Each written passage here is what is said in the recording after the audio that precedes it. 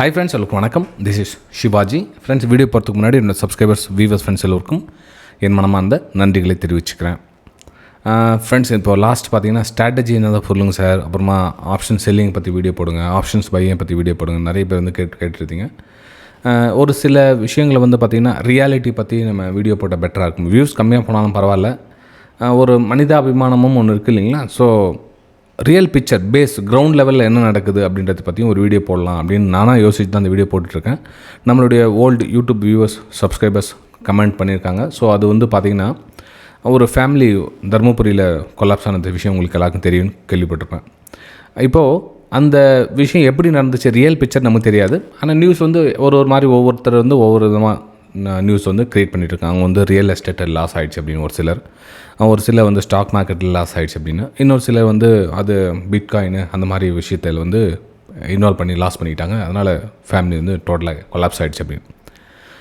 இப்போது மேபி நீங்கள் இந்த வீடியோ பார்த்துட்ருக்கவங்கள கூட அந்த ஸ்டேஜில் இருக்கலாம். கிட்டக்கிட்ட இந்த வீடியோ போய்ட்டு அவங்கள ரீச் ஆகிட்டு மேபி அந்த ஏதோ ஒரு ட்ரிகர் ஆகிட்டு அவங்களோட லைஃப்பை சேவ் பண்ணலாம் அந்த வீடியோ அப்படின்னு நான் நம்புகிறேன். மறக்காமல் உங்களுடைய லைக்ஸ் அண்ட் கமெண்ட்ஸை பதிவு பண்ணுங்கள். நீங்கள் லைக்ஸ் பண்ணுற அளவுக்கும் நீங்கள் ஷேர் பண்ணுற அளவுக்கும் நிறைய பேர் ரீச் ஆகும் இந்த வீடியோ, வேறு எதுவும் இல்லை. ஸோ அவங்களுக்கு சேவ் போய்ட்டு ரீச் ஆனால் அந்த புண்ணியம் உங்களை சாரும். இப்போது அந்த வீடியோ அவங்க கையில் கிடச்சிது அப்படின்னா கூட அந்த ஒரு ஜீவன் காப்பாற்றின ஒரு விஷயம் வந்து உங்களை சாரும். மறக்காமல் லைக் பண்ணிவிட்டு வீடியோவை ஷேர் பண்ணுங்கள். சரி, இப்போது இந்த வீடியோவில் நாம் என்ன பார்க்க போகிறோம்னா, எந்த டைப்பில் லாஸ் இருந்தாலும் பரவாயில்ல ஃப்ரெண்ட்ஸ். அதாவது நீங்கள் வந்து ஸ்டாக் மார்க்கெட்டில் லாஸ் ஆகிடுச்சு, நம்ம வந்து ரியல் எஸ்டேட்டில் லாஸ் ஆகிடுச்சு, இல்லை இந்த கிரிப்டோ கரன்சின்னு சொன்னாங்க ஏதோ நம்பி ஏமாந்துட்டோம் அப்படின்னு லாஸ் ஆகிடுச்சு. ஓகே, இந்த லாஸை தொடராமல் பார்த்துக்குங்க. அதாவது எப்படின்னா, இப்போ ஒரு கையில் ஒரு 10,000 லாஸ் ஆகிடுச்சு வச்சுங்களேன். இந்த 10,000 எதுக்காக லாஸ் ஆகிடுச்சு, நம்ம தெரிஞ்சு லாஸ் பண்ணிக்கிட்டோமா, தெரியாமல் லாஸ் பண்ணிக்கிட்டோமா, என்ன பிரச்சனை அப்படின்றது வேறு கதை.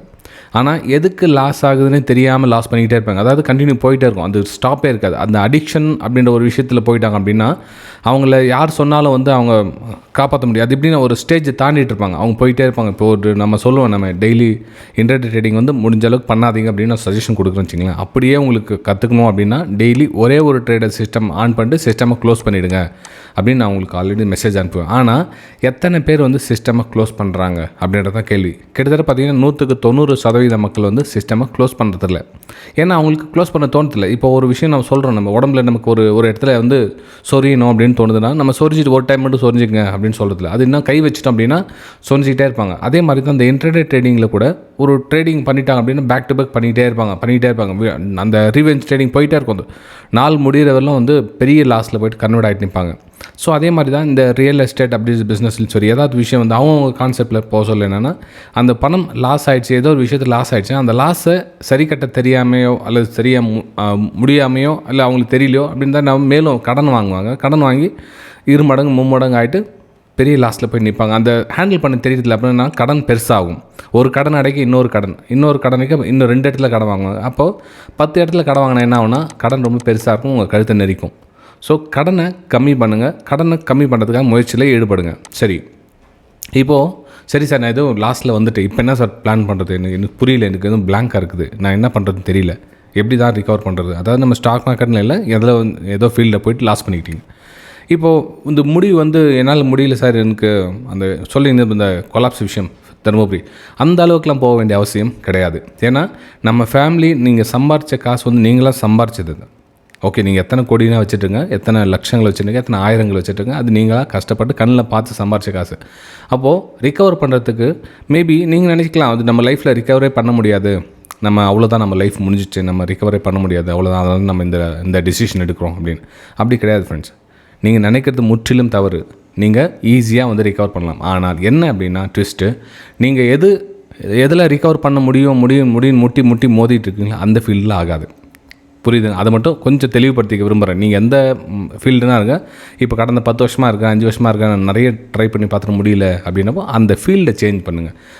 வாழ்க்கை முறையை மாற்றுங்க. அதாவது நீங்கள் எந்த ஃபீல்டில் சம்பாரிச்சிங்க அப்படின்றத நினச்சி பாருங்கள் ஃபஸ்ட்டு. இப்போ மேபி நீங்கள் வேறு ஏதாவது தொழிலில் இருக்கலாம், அந்த தொழில் ஏதாச்சும் சின்ன பிரச்சனைனால நீங்கள் வேறு தொழில் பண்ணியிருக்கலாம், அதில் நஷ்டம் அடைஞ்சிருக்கலாம், அந்த நஷ்டம் பெரிய நஷ்டமாக மாறி இருக்கலாம்.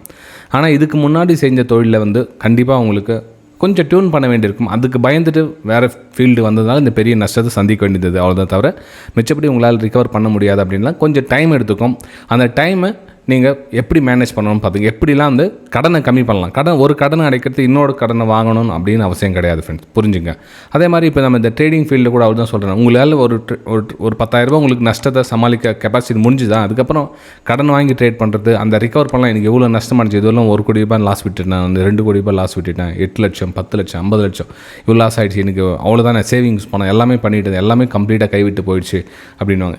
நீங்கள் என்ன தான் கைவிட்டு போயிட்டாலும் நீங்கள் என்ன உங்களுக்கு வாழ்க்கை நிறைய பேலன்ஸ் இருக்குது. அந்த வாழ்க்கையை எப்படி நம்ம வந்து செயல்படுத்தலான்றதை ஃபஸ்ட்டு தெரியுங்க. இப்போ நீங்கள் ஒரு வேளை இன்டர்நெட் அடிக்ஷனில் மாட்டிட்டு இருந்தீங்கன்னு வச்சுக்கலாம். ஃபார் எக்ஸாம்பிள், இப்போ அடிக்ஷனில் மாட்டிகிட்டு இருக்கவங்க இந்த ட்ரேடிங் கான்செப்ட் மாற்றி நீங்கள் லாபத்தில் வந்துடலாம் அப்படின்றது முட்டாள்தனம். நீங்கள் பெரிய பிரேக் கொடுக்கணும். ஒரு 3 to 6 மாதம் கம்ப்ளீட்டாக பிரேக், இந்த பக்கமே வரக்கூடாது.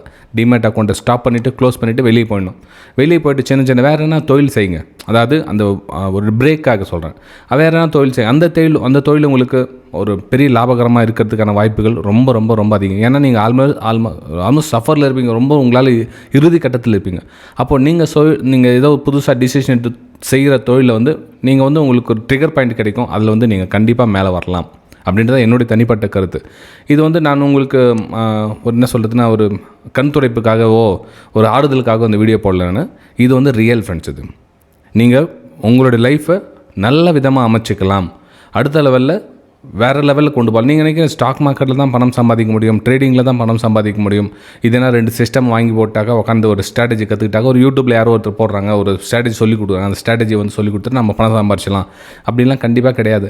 இப்போ நமக்கு தெரிய எவ்வளோ ஸ்ட்ராட்டஜி நம்ம யூடியூப் வீடியோ போட்டிருக்கோம், அதை வச்சு எல்லாம் சம்பாதிச்சிடலாம். ஏன் முடியல அப்படின்னா அந்த ஸ்ட்ராட்டஜி அவங்களால ஃபாலோ பண்ண முடியாது. சைக்காலஜி வந்து அவங்களை எஃபெக்ட் பண்ணும். இப்போ டெய்லி ஒரு நாளைக்கு ஒரு ட்ரேட் சிஸ்டம் க்ளோஸ் பண்ணிட்டு போங்க அப்படின்னா அந்த ஸ்ட்ராட்டஜி ஒர்க் ஆகும். ஆனால் எத்தனை பேர் அந்த சிஸ்டம் க்ளோஸ் பண்ணுறாங்க? க்ளோஸ் பண்ணாதனால போனால் தப்பு ட்ரேட் எடுத்து அந்த காலையில் என்ன சம்பாரிச்சாங்களோ அந்த லாபத்தை கம்ப்ளீட்டாக விட்டுறாங்க. மந்த் எண்டில் என்ன ரிசல்ட் என்ன மைனஸ் தான் நிற்கும். ஓகே, அதே மாதிரி இந்த ஒரு 1 லட்ச ரூபா அந்த டெய்லி எவ்வளோ சம்பாதிக்கணும்னாங்க, டெய்லி எவ்வளோ சம்பாதிக்கும்? 1 லட்ச ரூபா அந்த டெய்லி 100 ரூபாய் சம்பாரிச்சு காமிங்க பார்க்கலாம். முடியாது. நீங்கள் ஒரு நாளைக்கு 100 ரூபாய் சம்பாரிச்சிடலாம். கன்சிஸ்டண்ட்டாக 100 ரூபாய் சம்பாதிக்க முடியுமா? இல்லை. ஒரு நாளைக்கு 100 ரூபாய் சம்பாரிச்சா மறுநாள் 500 ரூபாய் விட்டுடுவாங்க. அப்போ மந்த் எண்டில் மைனஸில் போய் நிற்கும். புரியும் நம்புகிறேன். புரிஞ்சவங்க உங்களுடைய கீழே இந்த வீடியோ கீழே உங்களோட லைக்ஸ் அண்ட் கமெண்ட்ஸை பதிவு பண்ணுங்கள். அடுத்தவங்களுக்கு யூஸ்ஃபுல்லாக இருக்கும். முக்கியமாக ஷேர் பண்ண மறக்காதீங்க. ஏன்னா நமக்கு தெரிஞ்ச விஷயத்த வந்து ஒருத்தர் சொல்கிறாங்க அப்படின்னா இங்கே ஆல்மோஸ்ட் வீடியோ பார்க்குறவங்க எல்லாருக்குமே தெரியும் இது வந்து எந்த அளவுக்கு ரியல் பிக்சர் கிரவுண்ட் ரிப்போர்ட் என்ன அப்படின்னு. இதை நீங்கள் ஷேர் பண்ணுறதுல தப்பு ஒன்றும் இல்லை. அடுத்தவங்களை ஒரு ஃபேமிலி சேவ் பண்ண தான் ஒரு புண்ணியமாக கிடைக்கிது உங்களுக்கு. இதில் வந்து நம்ம ஒரு அட்ராக்ஷன் பற்றி என்னுடைய ஒரு இதுவும் ஆடு கூட எதுவும் கொடுக்கல நான் அதில். ஜஸ்ட் இந்த விஷயத்தை ஃபார்வர்ட் பண்ணுங்கள், அவங்களுக்கு ஒரு நம்பிக்கை கொடுங்க. அடுத்த லைஃப்பில் அவங்களுக்கு மேலே வரல. இந்த ட்ரேடிங் ஃபீல்டு ஆக்சுவல் ட்ரேடிங்கில் சம்பாதிக்க முடியாத வேறு டாபிக் இது. அவங்களால ஒரு ஃபீல்டு முட்டி மோதிட்டு சம்பாதிக்க முடியல, பெரிய லாஸ் பண்ணிகிட்டு இருக்கவங்களுக்கு என்ன பண்ணுவாங்க? சுச்சுவேஷனை கையாளுறதுக்கு அவன் ஃபீல்டு சேஞ்ச் பண்ணுவாங்க. மாற்றுங்க ஒரு 6 மாதம் பிரேக் எடுங்க. வேறு புது தொழிலை செஞ்சிங்கன்னா கண்டிப்பாக உங்களுக்கு புது தொழிலோட ஏற்கனவே செஞ்ச தொழிலை செஞ்சிங்கன்னா கொஞ்சம் ஈஸியாக ரிகவர் பண்ணலாம் அப்படின்றது என்னுடைய கருத்து ஃப்ரெண்ட்ஸ். ஓகே, சரி ஃப்ரெண்ட், நம்ம அடுத்த வீடியோ சந்திக்கலாம். தேங்க்யூ.